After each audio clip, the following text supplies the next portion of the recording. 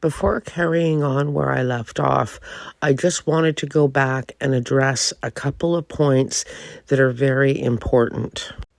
If you haven't listened to part 1, I recommend that you do so. Here, O'Grady is discussing Janie, who is Daniel Martel's mother, who lives in the RV, was out the night before in the rain filling a ditch and potholes.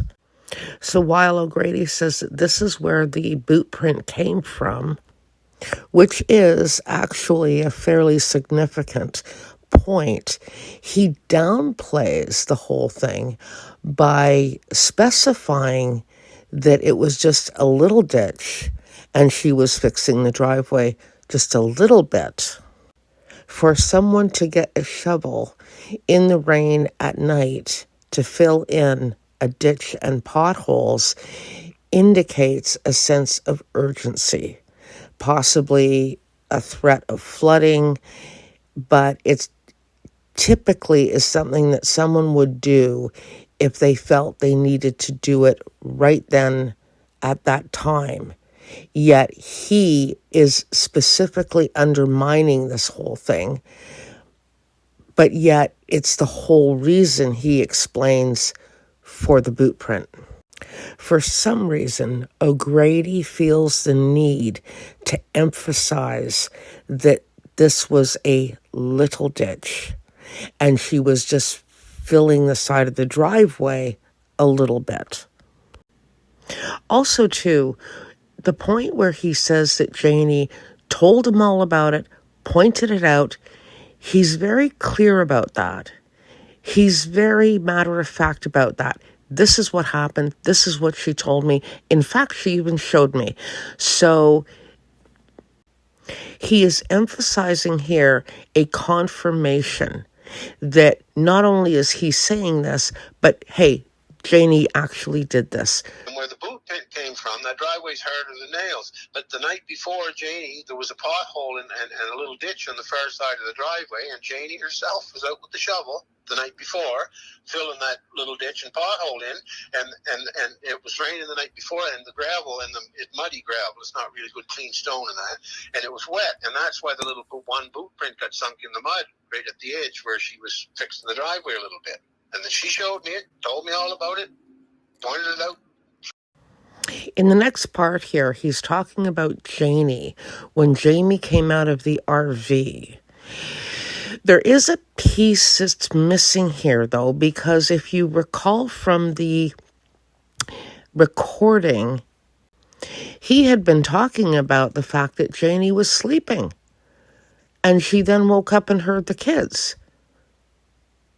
So there's no explanation really as to why Janie left the RV or came outside. But regardless, here we are. So we have Janie coming out of the RV. Doesn't explain whether she got dressed, whether she walks out of the RV in her pajamas. Again, we don't understand really why she has come out of the RV. But then there's a very odd pause. It's almost an uncomfortable pause where you think the recording has stopped, but it isn't. It's O'Grady doing something, checking information or trying to remember. We're not really sure, but there is a unnaturally long pause. Also, too, this is a vital piece of information that O'Grady is relaying, specifying and stating that this whole period here of Janie coming out and seeing Malehya without the kids and the kids being in the woods and then Daniel coming out of the trailer is O'Grady's proof that Daniel didn't kill the kids. So this is a pretty huge piece in O'Grady's testimony. And so she said that's when she came out, she said she knew, she heard the kids. She knew the kids were supposed to be there. And she come up to Malehya, and Malehya was standing there with Meadow on her arm, looking at the phone. And Janie looked at Malehya and said, well, where's the kids? Because she knew the kids were there. She just heard the kids. Where's the kids? And Malehya sort of looked stunned.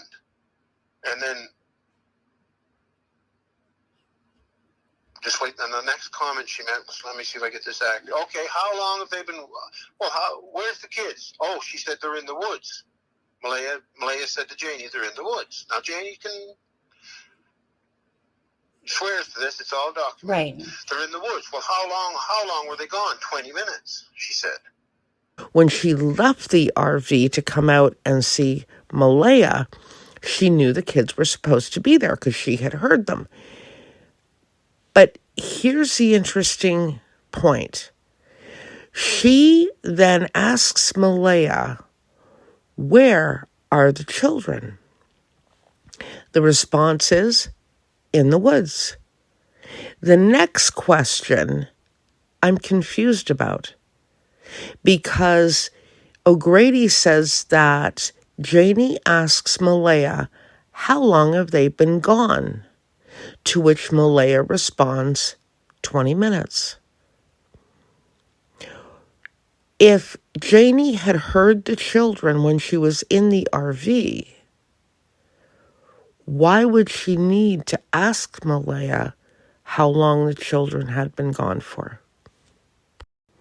The other point worth noting is that O'Grady states that this period is so very important to him because this is the entire reason why O'Grady knows that Daniel did not unalive the children. But yet, he says, the version's different between Daniel and his own, and there may in fact even be a little bit of an error there. So there's where then Daniel came running out. Now there's a little mix up here in Daniel's memory and mine. I don't know whether he was sleepy or I got the idea, but I checked with Janie two times on this so I could get it right in my head. So anyway, long story short, and maybe a little error in there somewhere, was that was my main finishing proof that Daniel never killed the kids. They were there alive, around 8:30. But no, it was later than that. They were there about Janie's got this timeline all documented on her phone. She was that smart. This whole next section just simply doesn't make any sense to me. He states that Janie was very smart and documented all of this on her phone as to the timelines. Why she would do that at that time, not realizing that the children had gone missing, I don't know. However, we can just simply take his word for that. The other piece, though, is that he first starts saying that this happened at 8:30. Then he said, no, it was later than that. And then he pushes the timeline back to 6. So this is extremely confusing in here. And this phone call that he refers to would have been coming from Logan Mackenzie's father. Logan Mackenzie said on this channel during a live that her father had called Janie in and around 8:45. And that was when Janie had heard the children. This timeline, though, takes it back 3 some hours. Ron, her son brother, had called her at 6:10, and she got that call on her phone. She called him back like about 6:20 or so. She was halfway awake, and when she come out of the trailer, she checked her phone, and she got the time of that. So as far as timeline goes, Janie has it right down to every minute. So the timeline now has been pushed back to 6:10. So my feelings on O'Grady's interview, if this is an example, the information is disjointed, it is disconnected, and in most cases, it doesn't really follow logic.